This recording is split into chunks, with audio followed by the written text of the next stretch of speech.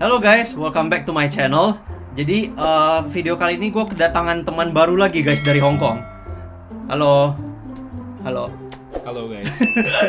Ya jadi topik video kali ini simple aja guys. Welvin teman saya bakal memberikan sharing session ya dari mana proses dia dari SMA ya kuliah dan akhirnya mendapatkan kerja guys di perusahaan investment bank ya dari Amerika di Hong Kong guys. Jadi untuk kalian mungkin bisa melihat perjalanan Welvin dan menjadikan motivasi kalian untuk sukses ya di apalagi kalau kalian kuliah di luar negeri guys. Oke, ya udah nggak usah lama-lama, kita kasih panggung aja ke teman saya satu ini. Oke, halo guys, nama gua Welvin. Gua sekarang ini berusia 23 tahun, dari Jakarta. Gua kenal Lionel kebetulan dari universitas. Kita Di mana universitasnya ini? Kita waktu itu di University of Hong Kong selama 4 tahun bareng-bareng. Dan so far gua kemarin tuh baru lulus tahun 2022. Dan so far gua udah kerja sekitar setahun setengah sih in one of the American investment banks in Hong Kong. Wah, keren. And I think so far quite enjoying working in Hong Kong. So yeah. Gue mau nanya dulu deh gimana kehidupan sekolah lu deh dari SMA ya. Sekolah lu dari mana sih by the way?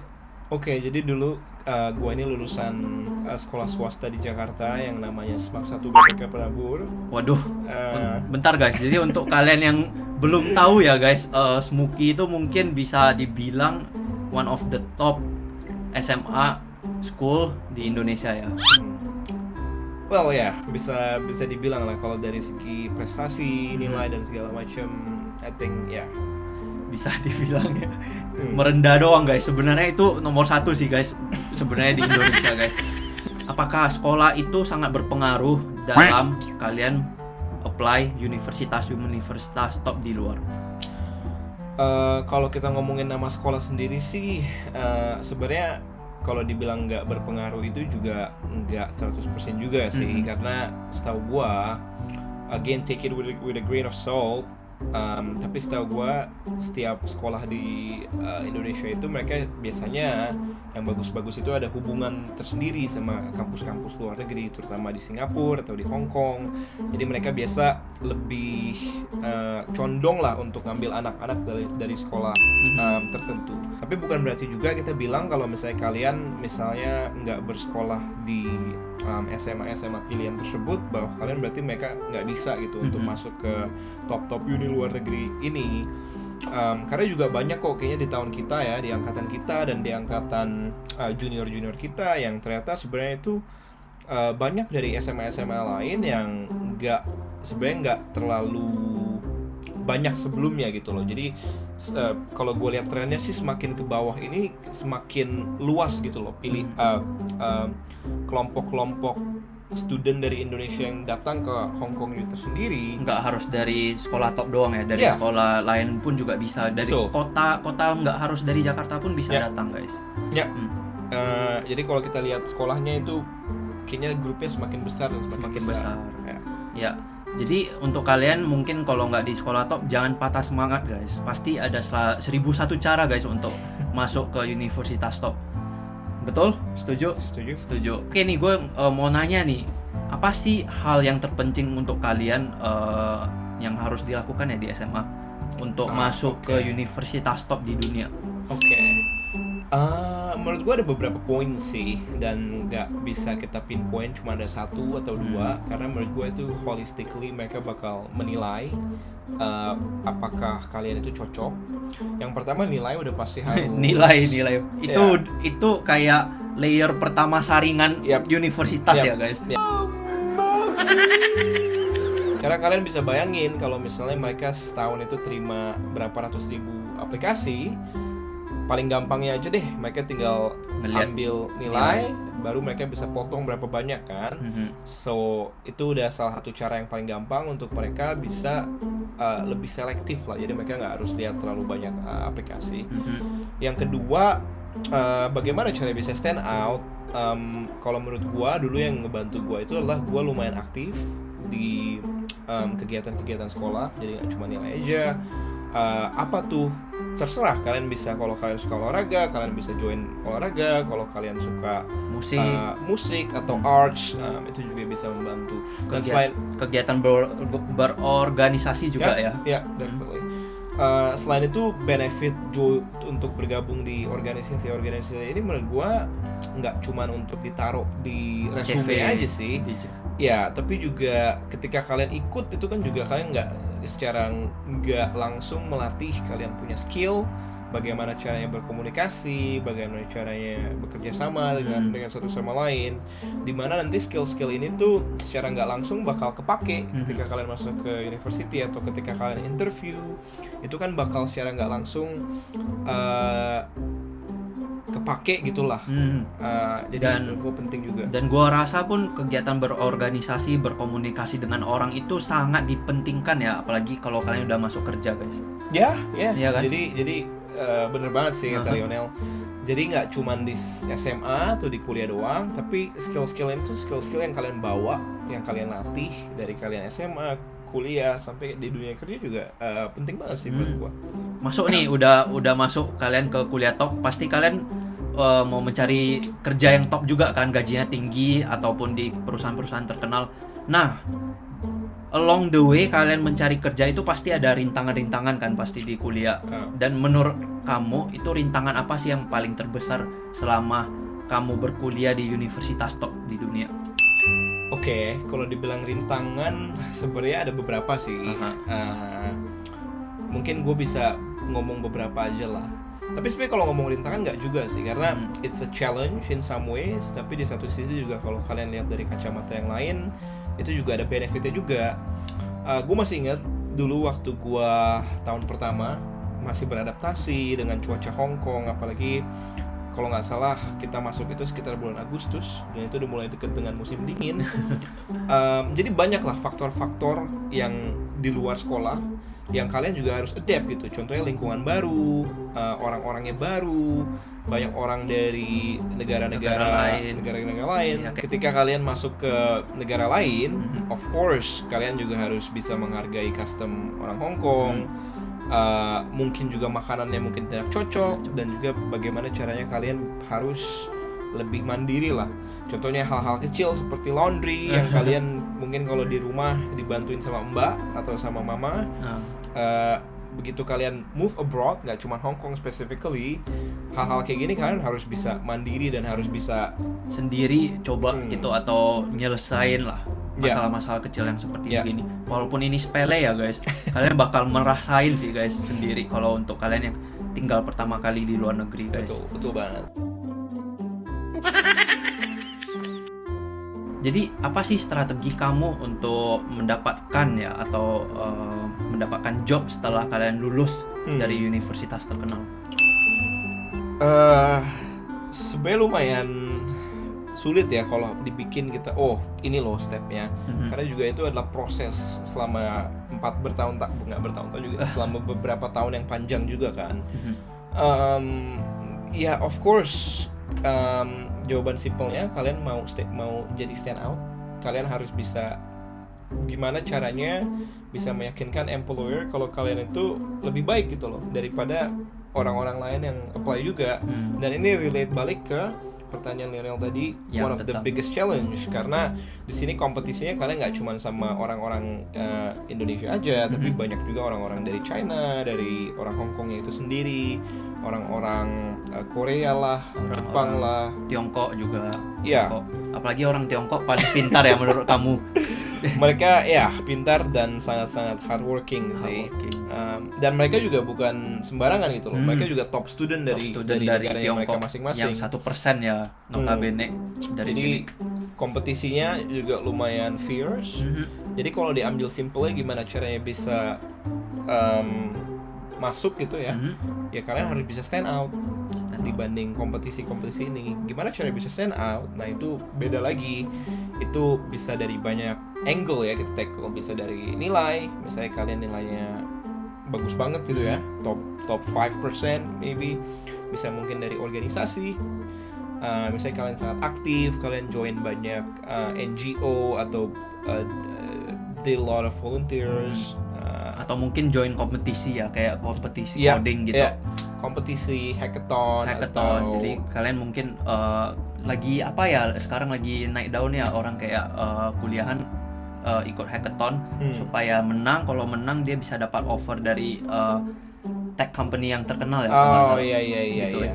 Mungkin nggak offer, gue nggak tahu ya. Tapi mungkin intinya biasa kalau ada hackathon lah, misalnya company X menyelenggarakan hackathon, kalian ikut, kalian misalnya menang atau kalian stand out, mereka bisa kita mau interview kalian, misalnya seperti itu. Cara yang ketiga, tadi kan kita udah ngomong nilai atau bisa ikut kompetisi dan organisasi. Yang ketiga mungkin build personality, sangat important juga. Jadi di luar nilai, di luar hard skills itu juga ada yang namanya soft skills. Contohnya bagaimana cara kalian bring yourself together during the interview process, atau bagaimana caranya kalian bisa build relationship, sangat important juga. Jadi sebenarnya ada banyak angles sih. Balik lagi gimana caranya kalian adapt itu ke strength kalian masing-masing. Misalnya kalian ngerasa belajar itu gampang, aku belajar aja untuk bisa dapat nilai bagus, ya silahkan kalian bisa maximize kalian punya resource di bagian itu. Tapi kalau kalian misalnya lebih kayaknya nggak asik lah belajar di kelas, oke lah, mungkin nilai aku biasa-biasa aja, tapi gue aktif gitu. ya gue enjoy nih, Gue ada di melakukan organisasi. sesuatu yang mungkin nggak banyak orang lakukan gitu. Ya. Dan kalian bisa tunjukin kepada employer sekalian ya. Ya, Itu jadi- juga hal yang bagus guys. ya Universitas itu bukan kayak kita disuruh apa yang dosen lakukan ya. Itu tempat kita, platform kita untuk berkreativitas ya. Lebih Iya, tepatnya. betul banget. Itu salah satu bedanya juga sih, di universitas lebih open lah gitu. Jadi benar-benar kalau kalian gimana ya, kalau nggak inisiatif ya nggak bakal ada yang mau nyuapin gitu. Iya, jadi kalian harus aktif juga. Ya, setuju banget. Gue juga dengar kalau job lu yang sekarang ini ya, kerja di investment bank dari Amerika, mereka banyak round of interview. Apakah itu benar?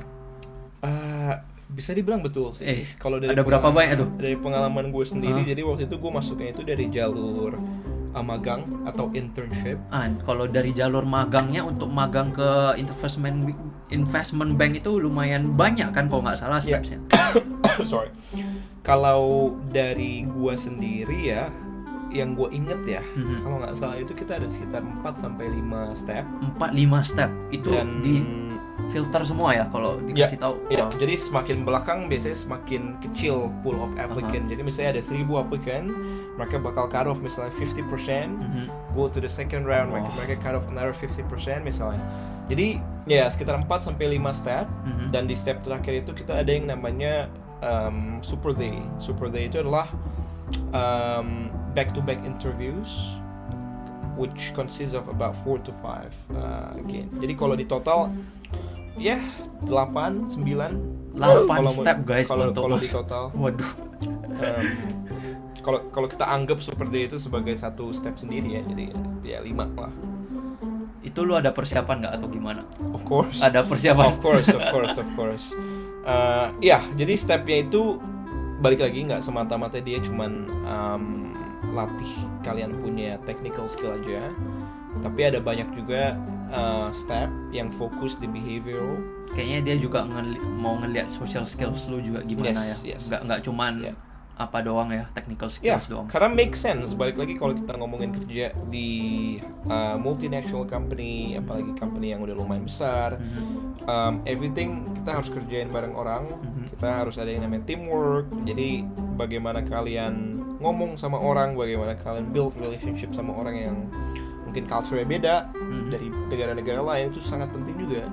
Jadi nggak cuman kalian punya hard skill aja. I have style, I have class, and I'm just me, and I'm real. Jadi setelah lu mendapatkan intern, apa yang kamu lakukan untuk meneruskan itu menjadi full time job kamu?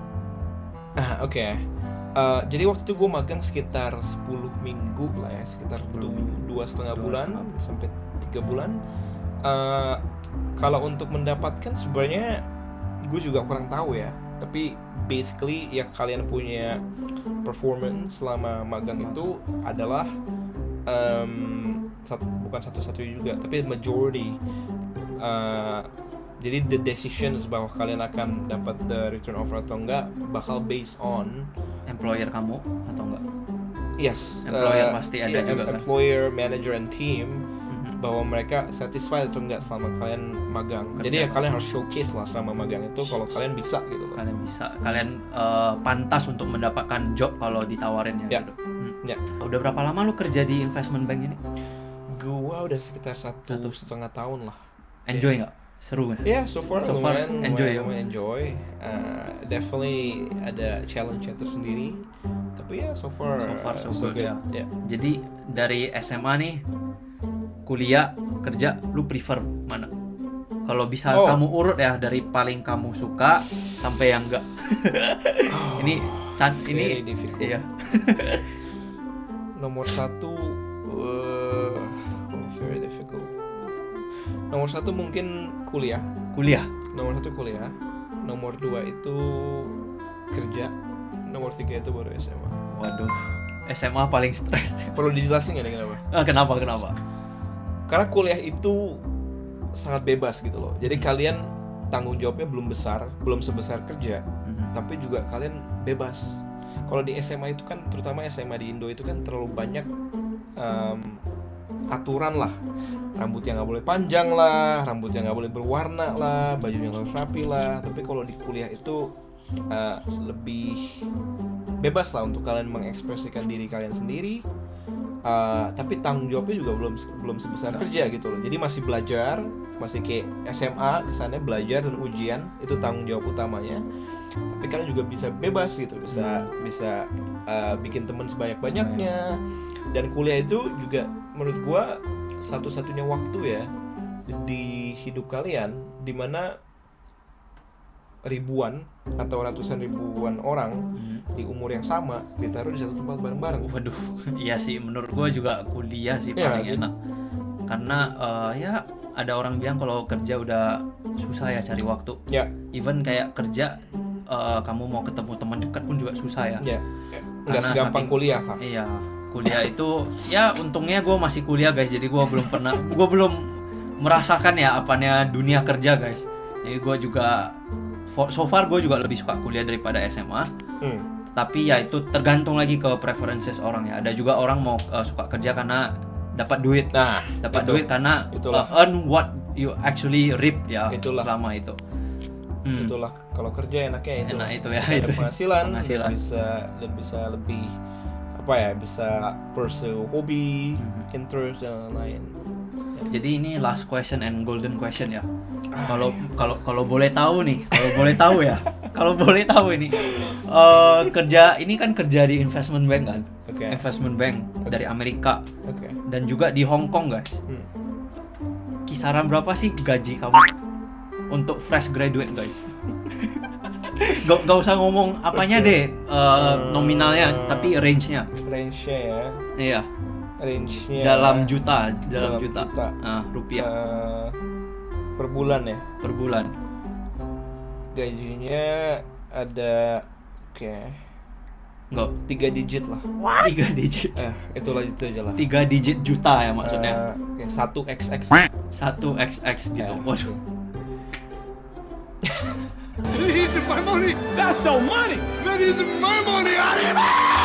Gua nggak bisa berkata-kata guys, karena even ya untuk cari kerja aja susah ya guys. Dan ya gua Welvin, ada kata terakhir yang mau diucapin kepada viewers? Nggak ada sih, cuman gue assume karena kontennya seperti ini mungkin target audiensnya banyak yang dari kalangan mungkin mahasiswa atau pelajar. Ya, just enjoy the process aja sih menurut gue. Just try to prepare for the best whatever your goal is, and just try to enjoy the process. Kalau dari gua sendiri sih just be yourself lah dan give an effort ya guys. Bukan berarti kalian ngelihat orang oh ini sukses, kalian juga harus kayak gitu. Tetep kalian Enggak harus lah, gue masih jauh banget dari ya, sukses. ya oke. cuman ya maksud saya kalian just be yourself deh, karena pursue what you guys actually like give an effort, give a target, goals, dan do passionately ya, kayak bersungguh-sungguh ya. Karena time itu nggak bisa diulang lagi. Dan ya ini doang sih kayaknya video gua kali ini. Thank you juga Welvin untuk datang ke podcast gua ya, untuk berbagi kepada penonton saya yang sekarang ini. Ya mungkin seperti biasa, please like, comment, and subscribe, and give a thumbs up below. See you guys, bye bye.